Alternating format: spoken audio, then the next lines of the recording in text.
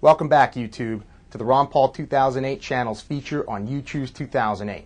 Today, you're going to hear Dr. Paul talk about defending your Second Amendment rights. The Second Amendment, the right to bear arms, is important to a lot of Americans. Why do you think that is? Well, the founders were very clear about it, and the assumption went without saying that everybody can have a gun to go out hunting because everybody was a hunter.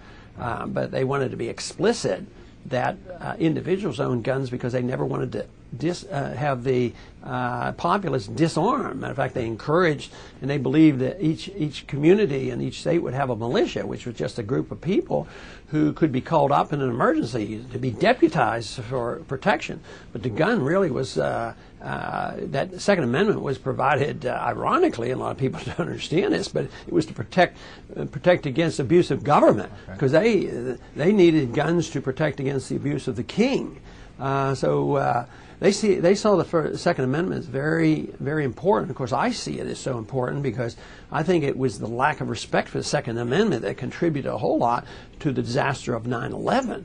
Because if individuals are responsible to defend themselves or their property, my guess is that if the government hadn't taken over security on the airlines, maybe the airlines would have said that a pilot could have kept a pistol up front and don't let anybody mess around. But unfortunately, before 9/11, they weren't allowed to have guns. They're still really not allowed.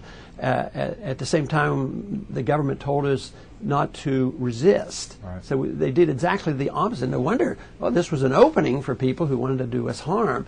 But the Second Amendment is crucial. And if you think about it, the lack of respect for the Second Amendment is in the areas of our country that needs the Second Amendment the most.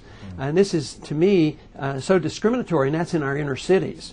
You go to the inner cities where there's the most crime, and yet if you're a law-abiding citizen, you're not allowed to defend against the crime. Right. So you're not allowed to have a gun in the inner city. So this, to me, is discriminatory.